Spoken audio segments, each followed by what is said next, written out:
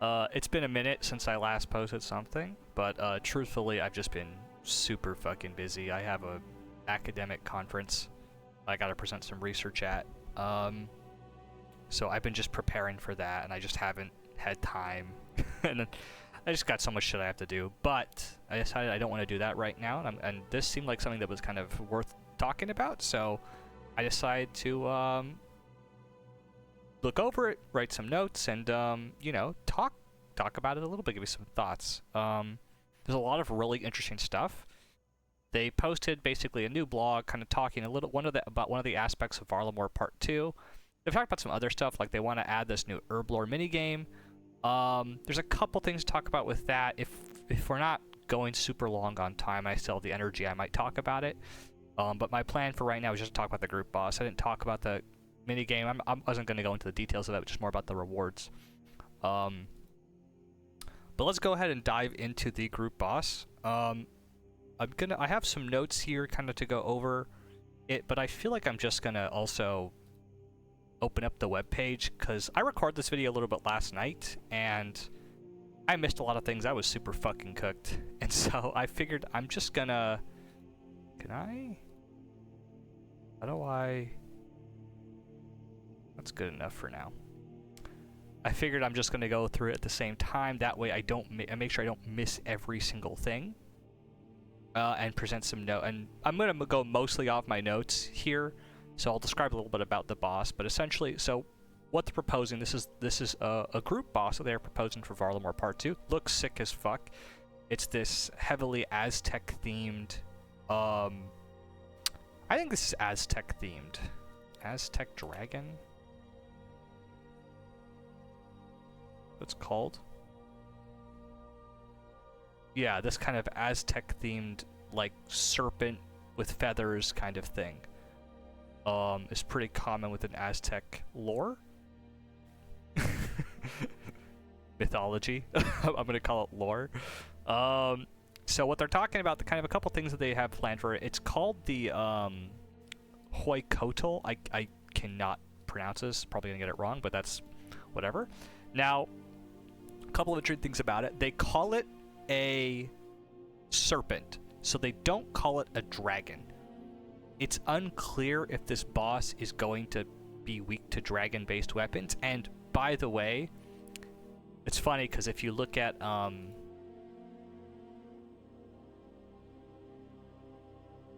let's look at the price of this weapon. Where is it? Yeah, let's look at the price of this shit. I sold this, by the way, not too long ago.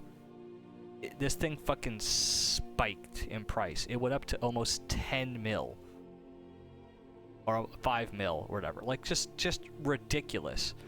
But everyone went crazy going, I need to buy this weapon. It's going to be worth it for this. First off, and we're going to just kind of jump ahead a little bit. Looking at the rewards this thing offers, nothing it offers is worth using a Dragon Lance on. It's just silly to buy a Dragon Lance or a Dragon Hunter crossbow to fight this thing, even if it is a fucking dragon. Secondly, it's probably it looks like it could be between the two, but I think it's a serpent. So... I don't know. It probably will be a dragon, for my honest opinion, for other reasons that I have thought, but it's just silly. Like, this is not a boss. It's designed, by the way, for level 90 plus combat, is what they're kind of aiming towards, so level 70 to 80 stats, I believe. And it's meant to be tackled in groups of about 3 to 8 players. It can be soloed, and it can have lots of players, but it will have, like, a cap. And it's going to have loot mechanics similar to Nex and Scurious, so... What that means is if you haven't fought those bosses, basically, like, everybody participates in the fight, and the boss drops a bunch of loot for each individual player that participates and does enough damage within the fight, basically. It's pretty easy to meet that threshold unless you have, like, really, really outclassed gear. So, it's going to be interesting to do that. The way the boss is going to function, they haven't finalized the exact... What's it called? They haven't finalized the exact way the boss is going to work. But it seems like there's a couple things out that they've stated, and so we'll talk about what we know about it so far. It's a 7x7 creature, which is going to make it, I think, the biggest thing in the game next to, like, Ulm. They state that it has really strong hard scales. My suspicion about that is that, like, it's probably going to be weak to earth type weaponry, heavy ranged weaponry, and then like maybe crush perhaps, or stab. We've yet to see. We're going to find out more later, and the initial gameplay loop they kind of provided is that you're going to be joined by this band of dwarves and priests, and you're going to kind of like work your way up a mountain where this dragon is on, and as you're going up the mountain, there's going to be parts of it sticking out of the mountain or on the mountain, and you have to kind of like hit those parts of it until it kind of moves that body part away from that side of the mountain, then you can go up and climb up that part of the mountain. And I'm assuming there's going to be like mechanics between as you're going up and hitting those parts, so you're going to have like a part of the body you're hitting where like rocks are falling from the sky or something like that, or fire is being blown or whatever, something like that. And then once you get to the top of the mountain, you have to fight the dragon head on, where it says that all these phases that you fought earlier are going to, from the earlier sections, are going to pop up again. And but also there's going to be like some shield phase mechanics where it's going to use its tail to like kind of put it in front of it to protect it, where you're then going to have to break the tail. I think this is very just early conceptual shit. They're not even really 100% sure exactly how it's going to work.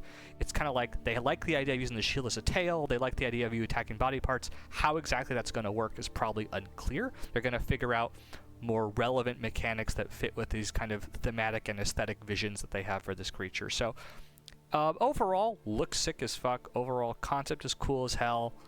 I'm really excited for this, but it's really probably going to be geared towards, like they said, is geared towards low-level players. And another thing they also say, I don't have it here, but they say to make sure you have protection prayers.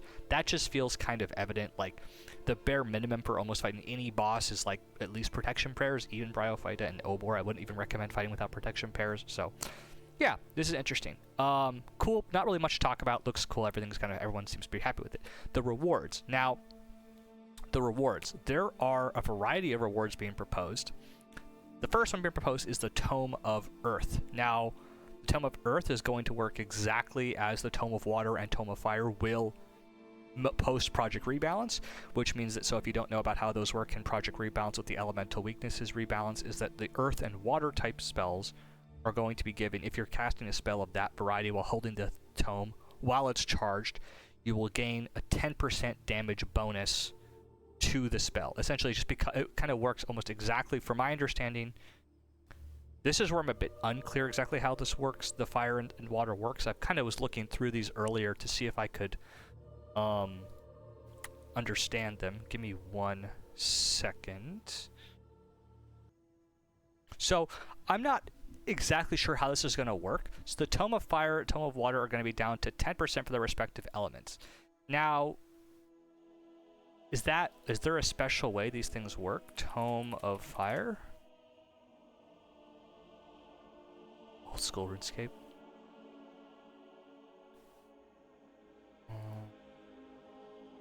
And by the way, there is something to talk about the Tome of Fire they haven't talked about, which is that it gets if you use Searing pages, which come from Sunfire runes, you get an increased minimum hit, which still means fire is still generally the strongest spell to use in the game in most cases. But that's gonna make fire still the best, but that's important to understand. But that's a separate thing. Casting fire spells with the charged Tome of equipped will increase the spell's damage by 50%, multiplicative with damage bonus from equipment.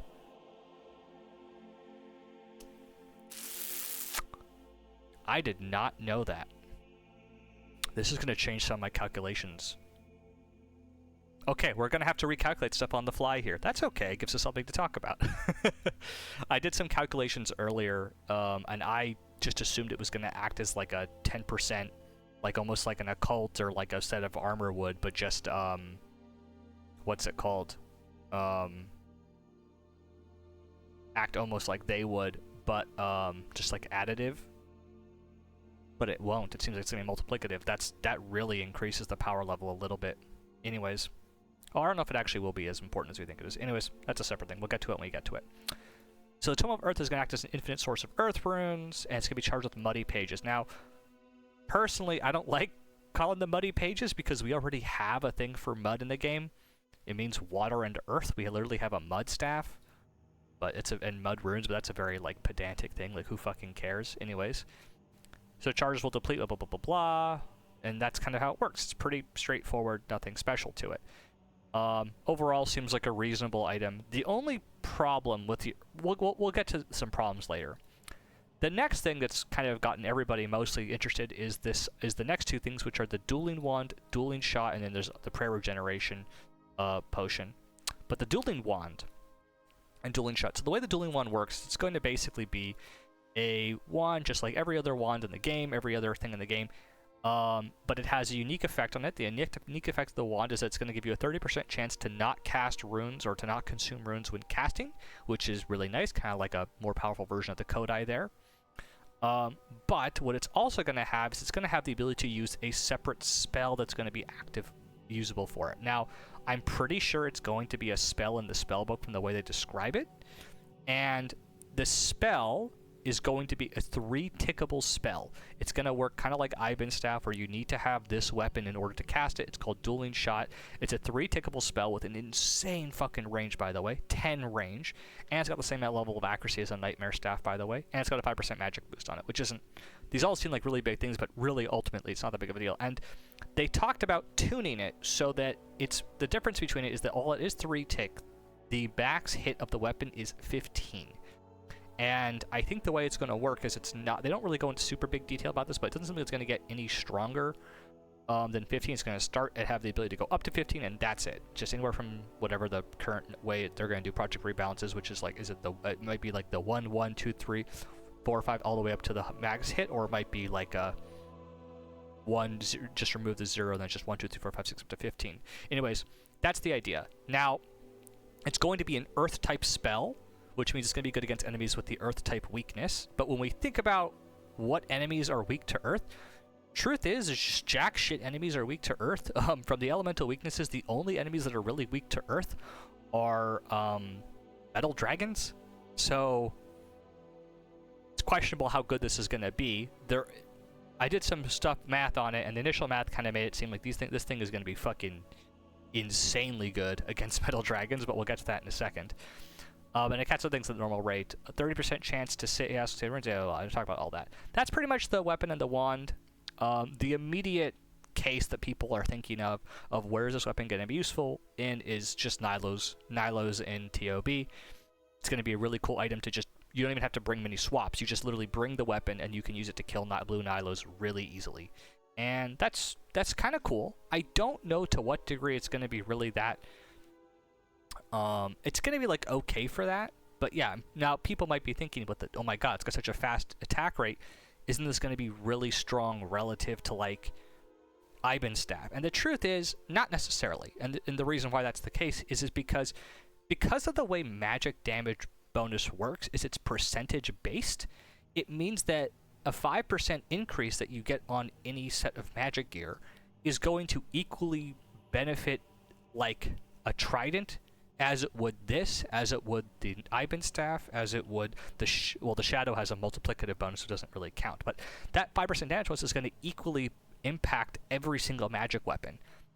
Ties in... Yeah, this can also tie into... Actually, sorry, I'm going to go down to... That's a different thing I'm not really going to bring up. But yeah, so unlike the blowpipe, where the blowpipe, typically the way we add increases on damage from gear in melee and range is it's done by adding like a flat magic or melee strength or range strength bonus, which increases the max hit of the weapon by a flat amount. This is a percentage-based... Magic is a percentage-based system, which means that basically you don't really run into these problems. You can very easily make a weapon situated in the magical hierarchy of where it should sit within all the other weapons in terms of DPS, and you can guarantee it's going to sit there regardless of whatever gear choices you use. Whereas with range, if you get like something that increases, I think generally speaking at 99 range, every 4 strength you get on the weapon, you get an extra max hit, I believe. It's how it's done, same as like melee. So if you have like a blowpipe, which hits like 25 or something, with dragon darts or some shit, I don't know exactly what it is, with full Masori or something, and you get like, let's say there's some new necklace you can get which gives you an extra +4 range strength bonus, and you put it on, it will increase the damage of your blowpipe by an extra max hit. So it will go from 25 to 26, which is a huge increase, because what ends up happening for the blowpipe is that the blowpipe gets essentially a 1 over 25% DPS increase, plus probably some accuracy bonus, which comes to the necklace as well, which is really big compared to like a T-bow, where, well, the T-bow's kind of a bad example because the T-bow gets a multiplicative bonus. But let's say, okay, maybe like a Bofa, for instance. So in the Bofa's case, well, does the Bofa get a multiplicative increase? How exactly does that shit work now? Now I'm confused. Bofa. Now I'm fucking confused. It gets increased by 15%. Each additional piece granting a bonus up to 15%, 30% when the full bonus is used. When you use a crystal armor, the bow provides lower damage output than this. Now I'm kind of curious. Is it to the base damage of the weapon?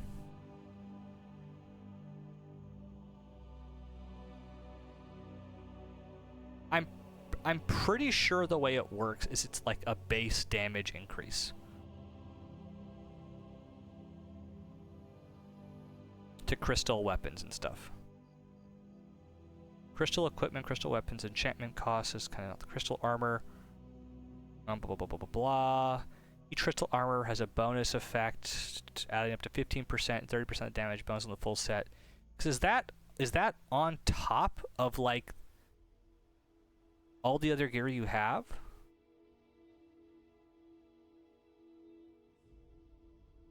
Huh.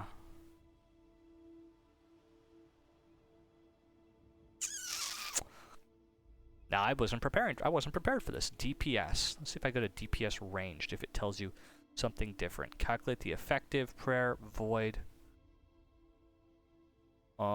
Equipment range bonus, effective strength, maximum hit is 0.5 plus this, times gear bonus. Calculate the damage bonus, max hit times special bonus.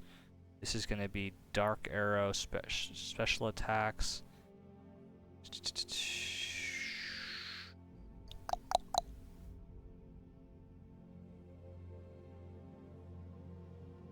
Doesn't seem like it.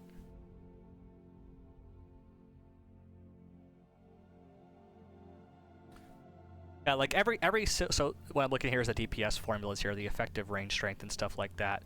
These are all formulas that come from, this is like basically how the game calculates your max hit and stuff. And I'm trying to figure out like where in this formula that damage bonus applies. Does it apply to just like, because that really does, where it applies really changes the way you view a lot of this stuff. The Twisted Bow damage modifier is also included in the gear bonus and does not stack. Multiply both by both modifiers. So the T-bow modifier is less straightforward to calculate, as it is not constant. See here to calculate based on your opponent. What does the T-bow do? So this is like a percentage increase? Oh god, this shit's so confusing. Now I'm confused.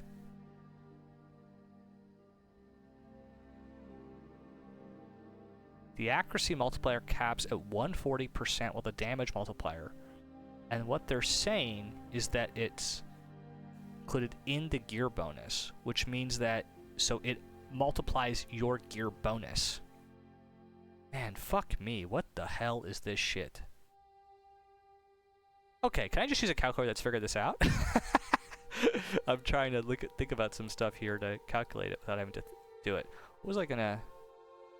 Fuck, I'm so cooked. I'm so tired. I've been so tired these last couple days just doing so much stuff. What was I even looking at? Was that the Bofa damage bonus is...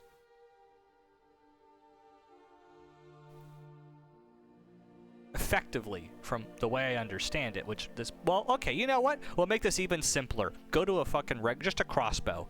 A crossbow works the way I know it works, which is that it's just range strength and range accuracy. Fucking easy. So the rune crossbow or whatever, a crossbow, going back to what I was talking about with the blowpipe, where as you add flat damage increases, that extra damage boost that you go up from 25 to 26 is a lot stronger than going from like a 45 on a crossbow to a 46, because that's a 1 in 46 increased damage.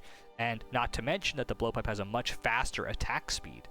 That extra damage bonus gets way more impactful, and that's kind of the way you have to think about it. So effectively, because in Magic, because it's a percent damage increase, any DPS that you have on the weapon is going to just be multiplied by this.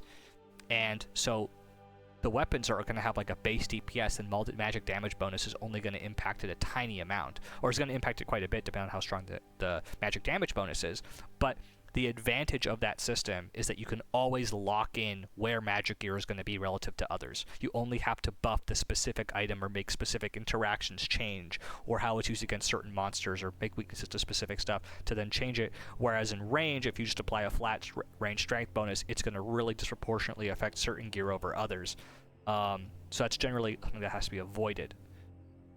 Or like in melee, which is a much easier example for how to think about it. So it's actually interesting. So given that that's the way it works, where does this weapon sit? Now, where they have stated that it sits, here's their DPS graph, and they don't specify like what monster are you attacking. It's kind of irrelevant what monster you're attacking. The same general concept, the same graph will still apply. The way the weapon is designed is that it kind of sits a tiny bit below Ivan's staff or Ivan's blast. I think this is just because the way the rounding stuff works generally makes it a little bit weaker than Ivan's blast, but it's not really like and it kind of is going to always be weaker. I don't understand necessarily why when they say DPS endgame this weapon is like more beneficial or stronger than Ivan's blast, but essentially they're going to be like really, really close together in terms of DPS, almost no difference whatsoever, like maybe a 2.5% difference. But when you use the weapon in conjunction with a Tome of Earth, it will actually end up being about 10% stronger than Ivan's blast. Now, I don't know if these calculations are 100% accurate here. That's why I think by the end game, because it depends on how much damage bonus you're using and it's multiplicative. So, but it seems like overall it's going to be a little bit better to use with the Tome of Earth if you can use it as an offhand, because Ivan's blast does not benefit, I think, from the Tome of Fire, I believe. Actually, we can just check that out. Does Ivan's blast benefit from consume burn pages? Fire tome with Ivan's blast, even the blah blah blah blah blah. They don't. Okay, you can use them, but they don't consume any charges, and they do not receive 50% damage bonus. Okay, easy. So probably the same thing. Yeah. So this case, it's going to be better there. So this kind of puts this kind of spectrum where basically this wand is going to be best against really, really weak enemies to magic, and they have like lower health pools. It's going to be better to use something like this because you can more effectively kill these monsters. You can kill more of these monsters in a shorter period of time. But then against something like with like an Ivan's blast, unless the monster has a slightly bigger health pool, then it's more advantageous to use Ivan's blast. But then if you have a Tome of Earth, it's better to use the Tome of Earth with this weapon in all situations. Makes sense. I mean, you can only really start to use this weapon. It has a requirement of 65 magic to use versus Ivan's blast, which is level 50, so this is technically a little bit harder to get. It should be stronger. And it tends to be better than pretty much everything until you get to about 85. Once you get to level 85 magic, the Trident of the Sea starts to overpower it. Trident of the Swamp would probably do it a little bit earlier, but I think the Trident of the Seas has a little bit of a higher magic requirement than the Trident of the Seas. So, yeah, this weapon is going to be a little bit weaker, or it's going to be a little bit weaker. I also am not sure if the Trident of the Seas is going to benefit from the Tome of Water. I think they talked a little bit about how the Trident of the Seas might become like a water type spell, but it's not exactly clear if that's what they're going to really do with it. But they haven't like talked about it more since they made that announcement or that idea. But so I'm assuming it's not going to go through. But it shouldn't even have to, because the Trident of the Seas and charge staffs by themselves, these fucking things can like, what's it called? Because the fact that they can use thralls just makes them insanely stronger than anything else here anyways. So thralls are an insane DPS increase.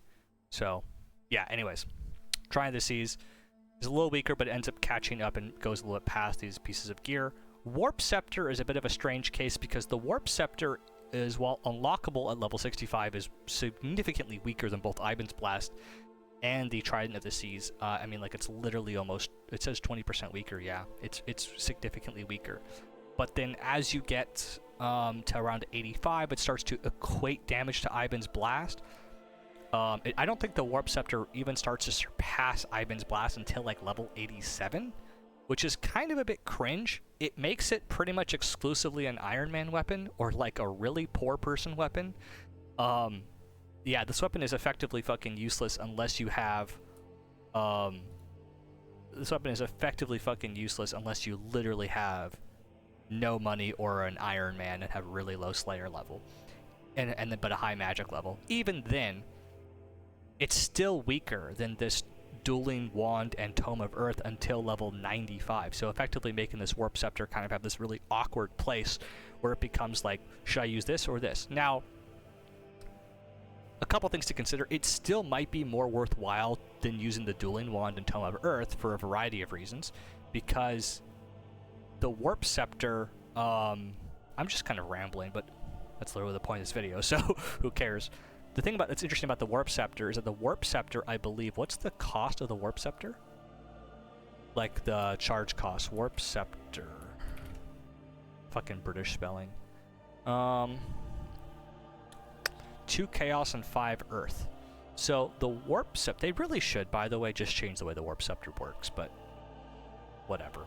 Anyways, the Warp Scepter at level 87, not super expensive to cast, and you could also use a Tome of Earth on it. I don't know if it's going to count as an Earth spell, but just as a way to prevent you having to use Earth Runes if you want to do that. But Earth Runes are very cheap anyways. Who cares?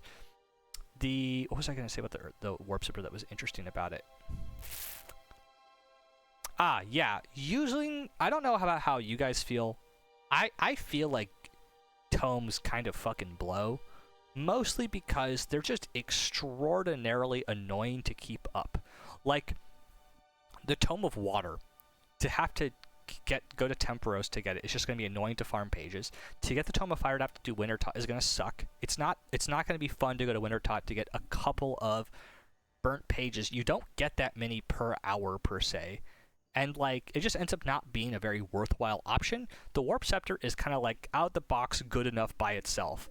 It is going to be better than this Dueling Wand at a pretty low level. So, I don't know. It kind of, to me, seems like the Warp Scepter is still going to be a better option for most Ironmen than this Dueling Wand and Tome. That just seems kind of unrealistic to go for. But if you want to go for it, like, be my guest. Now, does that mean this item is going to have no utility? I mean, no, this could be decent for mains, but like I said, it's going to be basically like the best in slot option for mains between level 65 to 85, which is a lower level of magic. But additionally, this weapon is also going to be really good against monsters with earth weaknesses. However, as I go back and forth and saying what's good and what's bad about it, there's a couple things to note about earth weaknesses. There's only one general class of monsters that's weak to earth weakness. That's going to be Metal Dragons. The other one is Water Fiends. So this is the new best in slot for Water Fiends pre-Harmonized Nightmare Staff. Let's fucking go. Which no one gives a shit about, but, you know, cool. But against Metal Dragons, this thing, I was kind of curious, like, how much damage does this thing do? It's kind of fucking goated against some Metal Dragons. Like, just to compare. So let's do a quick calculation to see exactly how strong this thing is against Metal Dragons. This was a very out of touch calculation, so we're going to ignore this, but doing this live here. So if you're using full Arams, which is probably a more reasonable setup, or Mystic or Bloodbark or something like that. Actually, what is Bloodbark's bonuses? I think Bloodbark's bonuses is the same as Arams, Arheem's. If I look at it, Bloodbark 1% per thing, which is the same as Arams. Okay, so if you have full Bloodbark or Arams, and I think Bloodbark has about the same defense as Arams, so it's kind of like gonna completely dwarf Arams now. But if you have full Bloodbark, I think each piece of Bloodbark, they don't specify if it's like the entire set, 'cause I think Bloodbark is multiple pieces. What in the fuck is this? Jesus Christ, is that face? Anyways, OSRS, Bloodbark. I don't know why I'm typing blood in the president's name. Bloodbark armor is, there's 5 pieces to it. I don't know if each piece is going to offer magic damage bonus. Let's just assume it's only going to be 3%. And then you have the the Infinity Boots, which are going to be a 1% bonus, and then a Tormented Bracelet. So you're going to get 3 for that. So 3% plus 1%, so that's 4%, plus a Tormented Bracelet is going to be a 9% bonus, plus the Imbued God Cape, which is going to be a 2% bonus, so that's going to be 11, plus the Occult Necklace, which is 5, which is going to make this 16 now, a 16 bonus, and then you're going to use this wand, which is going to give you a 5% bonus, so that's 21% bonus, I think is how this works.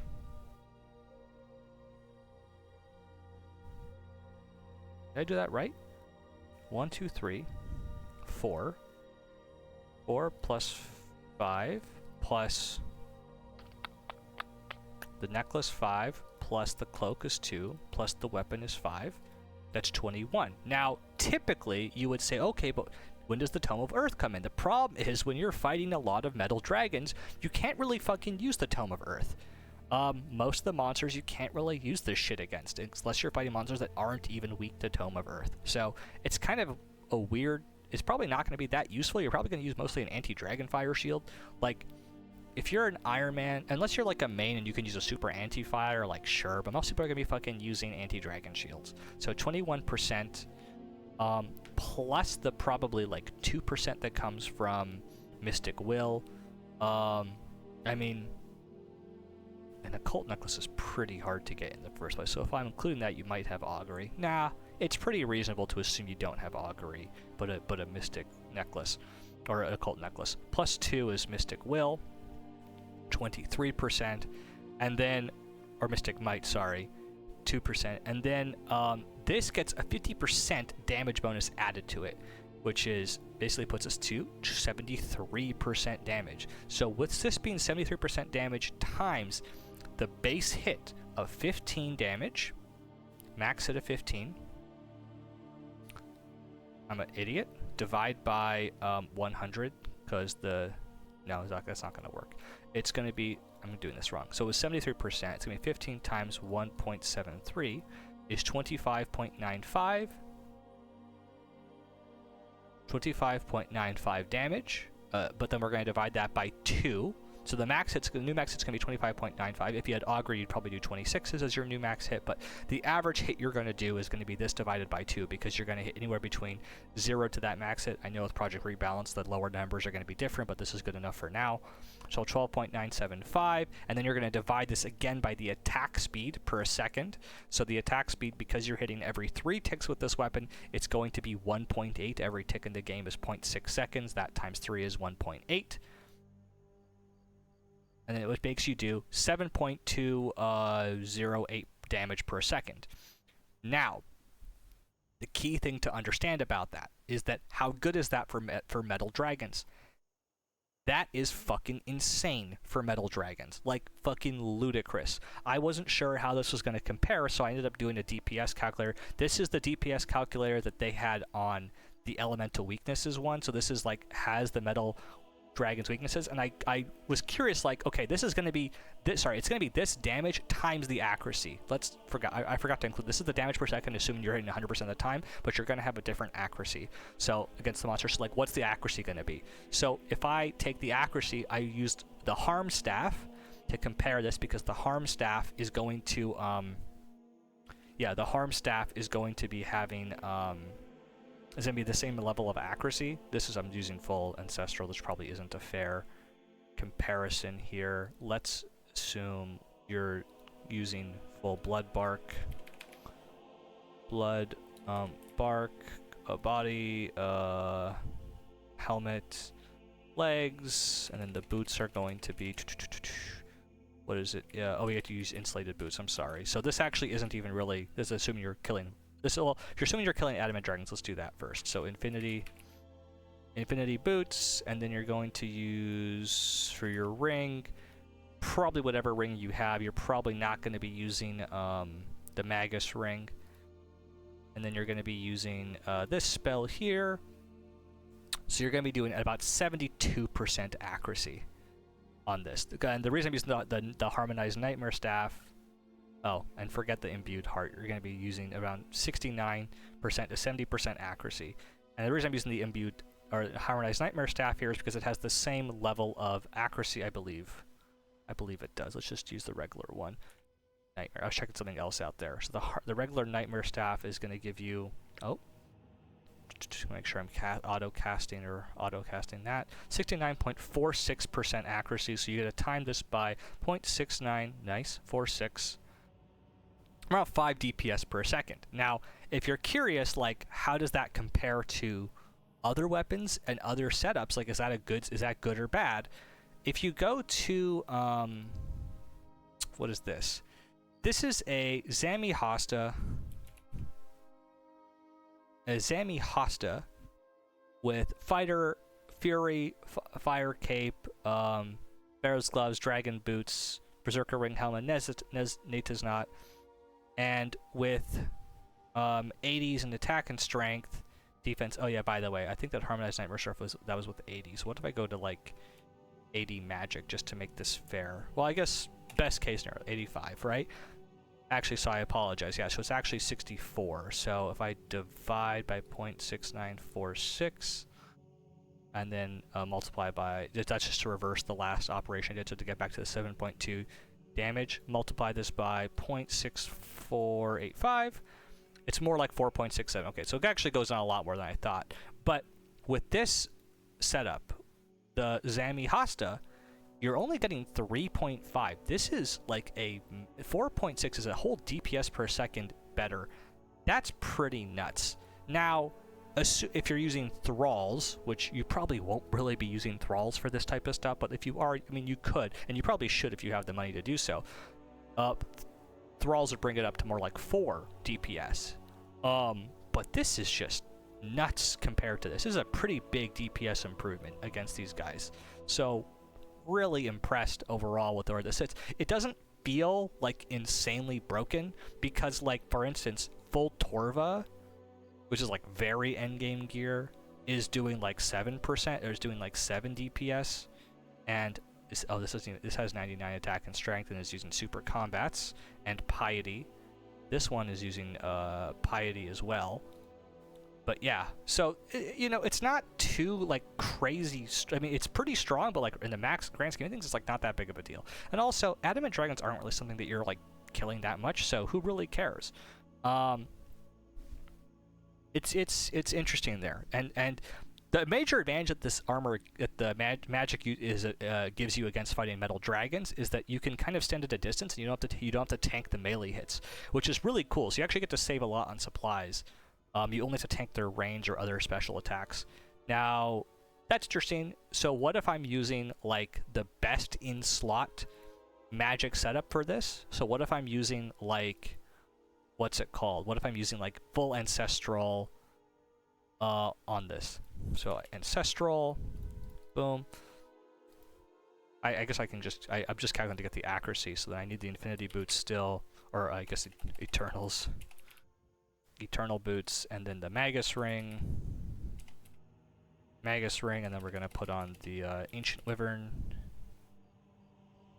wyvern shield charged. This gives you an accurate, then the magic level of 99. This gives, and then an imbued heart. This gives you an accuracy of 79. 79. I think damage percentage bonus. Let's go back to this. For Project Rebalance, I don't think they're giving. Oh, they are giving this 2% now. So this is going to get a 2% bonus. So you're going to get 3% for the full ancestral, or for each ancestral piece. So that's going to give you 9% overall, plus the occult, which is 5. The eternal boots are getting plus 2. Oh, you can use them for adamant dragons. Plus 2, plus 5 for the bracelet, plus 2 for the cape. I think this is all kind of adding up. Plus, I believe, 4 for the augury. I think that's accurate.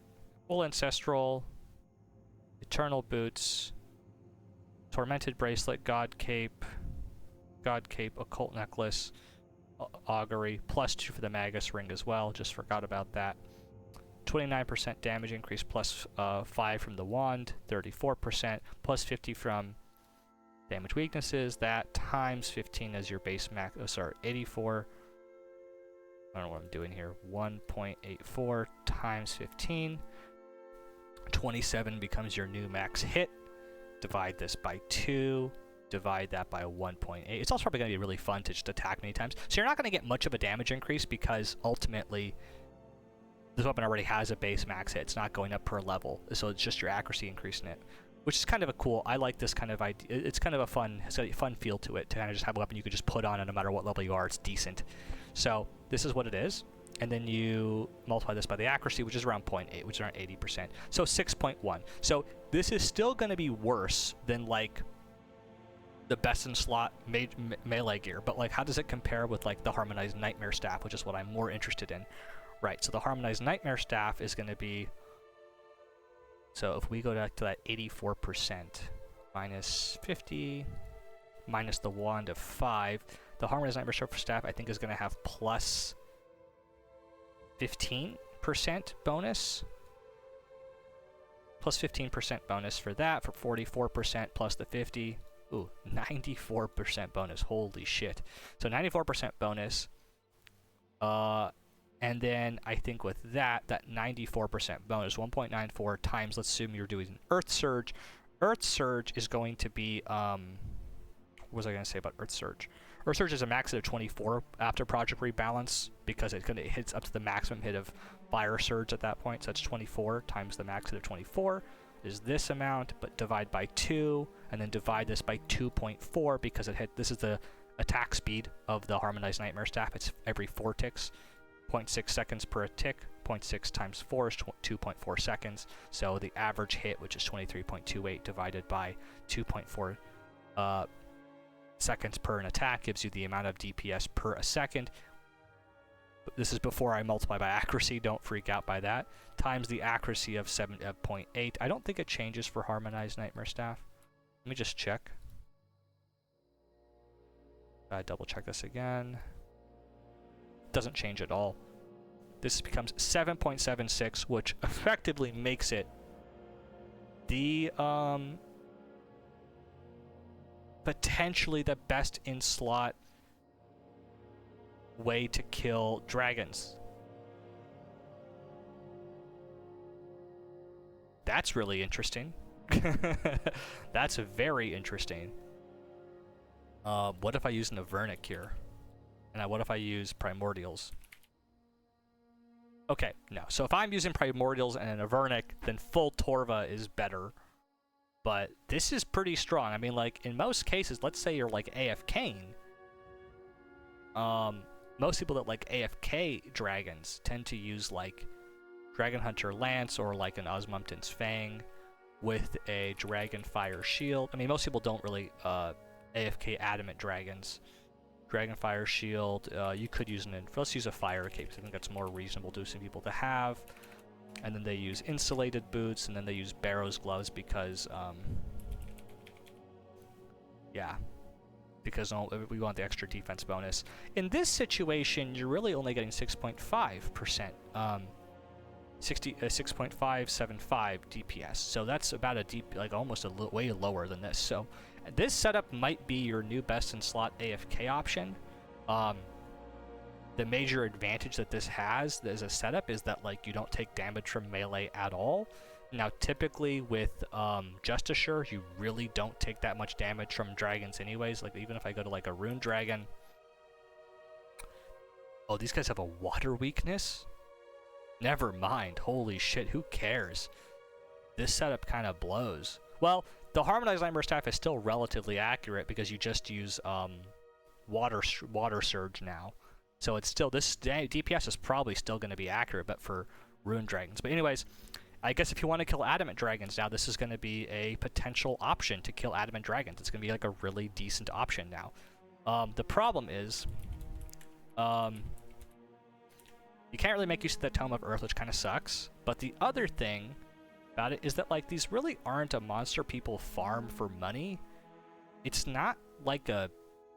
I mean, it's 32k per a kill. Adamant Dragon. Adamant Dragons are...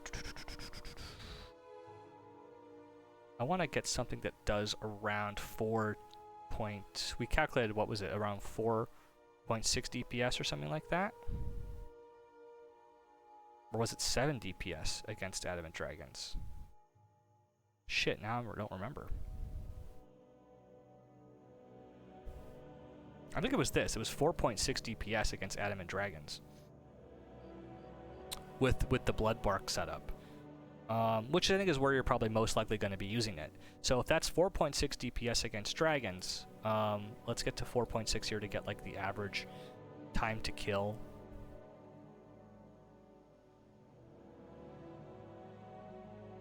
Okay, this gets it kind of close. It's kind of close. It's around 70 seconds or so. So 70 seconds to get a... We're not including... We're not really including in this... It's 32k per drop. I'm trying to see what they drop. They drop... I mean, they drop rune scimitars and rune maces, which are alchables. They drop 2 adamant bars.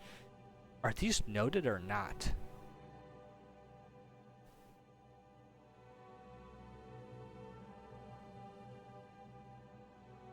Doesn't look like they're noted. That's kind of annoying, but whatever. Adamant bolts, you get some diamonds, some adamant ore, which is noted, and some times adamant bars noted, which can be nice. Adamant javelin heads, you're probably gonna alch these more than anything. And dragon javelin heads, you're probably gonna alch them. And dragonite limbs, but they're a little bit hard to get. Generally speaking, you're probably going to kill these guys for... Yeah, they might be a reasonable way to make money. 32k is the average kill drop. Give me a moment. How much are rune dragons? I thought they're around the same amount. They're worth like barely anything more. Bro, what? Bro, what? What? That's crazy to me that they're barely any more. How does that make any sense at all? That makes zero fucking sense that rune dragons are that much more. Adamant dragons. And I cannot spell right now. How the fuck are adamant dragons worth almost as much as a rune dragon? I mean, like, I'm looking at this right here. So, like, is there like a clear thing that kind of indicates that they have... I mean, they have a lower drop chance of the dragon armor stuff. That could be a reason why. They do have, but they do have more rune drops, which are worth decent, and they drop rune plate bodies at the same rate and everything, which is good money. These guys drop adamant arrows, which no one cares about adamant arrows versus rune arrows. I mean, rune arrows are nice to pick up. They're still a little bit of money. Some wrath runes, 6k. They drop more wrath runes and everything. Herb-wise, I mean, they drop the same herbs at the same... I mean, adamant dragons drop in a little bit of a higher rate. Oh, is it going to be here? They drop diamonds. They drop dragon javelin heads. No, I mean... They have a higher rate of dropping dragon javelin heads and then adamant ores, I guess. Adamant ores. Ah, this is so weird. I'm like really tempted to just like sit around and calculate why that's the case, because it does not feel like it should be. Oh, it's the dragon metal slice probably really inflating the value. The dragon metal slice is worth like 57 mil. I mean, how much is this shit traded though? Like on the GE, its daily volume is 0. So if you ignore those two things, I mean, like, okay, how much is this adding to the price? So if I calculate this, I know this is, I mean, I'm going completely off script here, which is, but I mean, like, that's part of the enjoyment of this. Times 57,841. 491. I mean, this is 11k. That if you disregard this and the rune dragon one is going to be like, you know, 1 divided by 5. Yeah, times 1 5 or 5 21505. What am I? Huh? 1 divided by times 1521505. 304 GP. Yeah. Yeah, we're getting vastly different amounts of... Did I calculate that last one just right? I really want to make sure I did that right. Yeah, I mean, it's just, it's all because of the... I mean, I guess if you really want to grind this out, you can, but it's ultimately just does not seem that worth it to me. Like, you have to grind this until you get this, and then you have to hope that it sells, because it doesn't sell that much at all. Because, like, isn't this used to make the fucking Dragon Kite Shield? Nobody wants the Dragon Kite Shield. It's just pure fashion. Like, it's a useless item. Okay, given that, that makes more sense to me. It's just, it's not worth it. So, I see how this works. Yeah, so it is, they are like that, but it's really, they're more like 2/3 the value. But then that being said, even if they are 2/3, they still might be worth killing. I mean, 70 seconds is your average time to kill. What if you're doing a Rune Dragon? Nah, it ain't. I mean, like, Rune Dragons versus these guys, I mean, I'm sure when you really get down to it.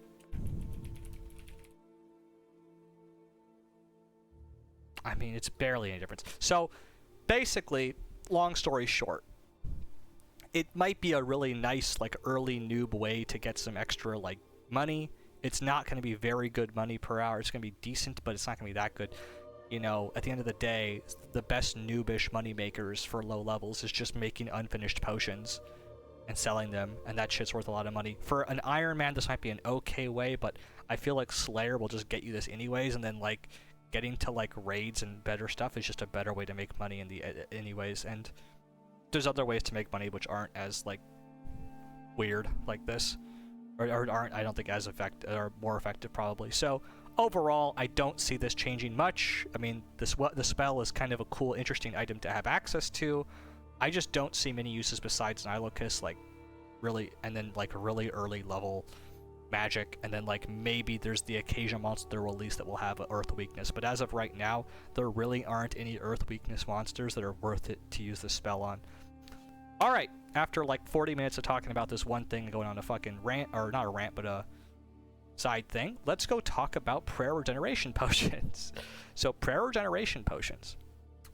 This is the only thing that this is one thing that I think is not much to talk about with it. Let's just describe how it works. It's 1 prayer point every 12 ticks for 8 minutes, and that ends up giving you around 8 prayer points per a minute. It gives you a total of 66 prayer points, and I'm assuming the way this works is over 1 dose. And you're probably going to get 4 doses per potion. If you didn't get that, this would be a horrible item, but assuming you get 4 doses, even if you got half of that, it would still be kind of worth it to use. Even if you only had 2 doses, that it would still be worth it to use. But as a 4-dose potion, this item is really, really good to use. It gives you a total of about 264 prayer points for 4 doses over 32 minutes, assuming you're using it continuously. What does that mean? And for reference, a Super Restore at level 99 prayer gives you 128 prayer points back. So this is more than double that. So it's a very valuable item. It has a very good value, and it's not going to completely delegitimize things like Super Restores, because they can A, restore stats as Super Restores, and number 2, Super Restores are instant usages of prayer, which is really valuable. It's a lot. I don't even think they really even need to give you this much for it to be worth it, but I don't think anyone really feels like it's that broken. Like, a prayer point a minute just doesn't seem like that insanely strong. A prayer point every 12 seconds doesn't really seem, or 8 seconds doesn't really seem that strong. You could even afford to make it a little weaker, but it really wouldn't change its utility. It's got tons of utility everywhere. It's going to be useful in Cox for sure. It's going to be useful in most boss encounters. Its most prominent usage is probably going to be in the Inferno, because that's a very long endurance grind and having really efficient pieces of gear. Yeah, give me a couple minutes. Sorry, talking to my family. They want me to go out. It's my birthday. We're going to have some dinner at a restaurant. So it's going to be useful there. There's just a lot of utility I think this brings in a lot of situations. Some people were complaining that this probably isn't going to be that useful in places like TOA or TOB, because once you kill a boss in TOA or TOB, you get to full stats anyways. So it's probably not going to be useful there. But I would kind of even argue against that. I think that if you sip this thing, like, prior to Monkey Room in TOA, you're going to take damage in Monkey Room. You're going to use up prayer in Monkey Room. It's not like it's going to benefit you there, and then anytime you get to the boss, you're going to be getting something out of it anyways as well, because you're going to do the entire boss fight. If you use this for Wardens, it's going to be beneficial for Wardens. This is going to have utility in TOA that it's going to be worth bringing. In TOB, it will probably have utility even if you start it before you enter another room. It's going to be valuable, because even if you don't, as long as you're taking like 3 minutes, 3.5 minutes, I'd have to calculate exactly where it becomes useful. If it's 1 point every 12 ticks, and you want it to reach, where does it reach 128 divided by, it's 128 prayer points. Prayer points times 12 ticks per prayer point, or times 7.2 seconds for a prayer point. That divided by 60.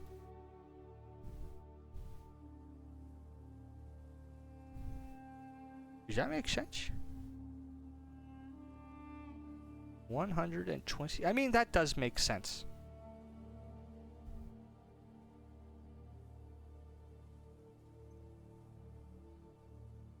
I was just calculating exactly how long you would need to be using it for to justify over a super restore, but I don't think the question is more about, I think it's more about per a dose to drink it. So I think that a dose of it is going to give you, a total of 66 prayer points, which 128 divided by, yeah, and that's over 8 minutes. And so if you do it, let's say it takes you like 3.5 minutes per room, so 3.5 minutes, 0.5 times 60 seconds per minute, 210 seconds divided by 7.2 seconds, you're going to get 29 prayer points out of it. That might not be then as valuable for TOB now that I think about it, because I think a TOB, a single super short, gives you 32 prayer points at a single dose, so a 99 prayer. So it's probably not going to be as valuable. I think it's probably better to not bring it for TLB, but that's okay. It doesn't have to be good everywhere. It's still going to be useful in a lot of situations. So I think overall it's a really cool item. I'm happy to see it come to the game. All right, we've been talking for about an hour. I'm going to head out because I have to go to dinner. There's a survey here. I'm probably going to fill it out pretty quickly, or probably later tonight. A couple more plans for some videos I'm going to make. I'm going to make them and probably release them a little bit later while I'm gone. I'm going to make them all tonight. Actually, no promises. We'll see. I see everyone making like a skilling tier list, and I want to come in here and shame everybody about their tier list because their tier lists fucking suck, and mine's going to be objectively, factually correct. There's also, I could talk about this project rebalance skilling. There's a couple of interesting things here, but it's kind of like nothing really major to talk about. I could talk about the other Varlamore, the new rewards coming from the Herblore minigame. There's a couple things that are interesting there. But other than that, that'll be like another ramble or something like that. Anyways, thanks for tuning in. Appreciate you. If you enjoyed, subscribe. I feel so cringy saying that. Jesus Christ. Anyways, thanks.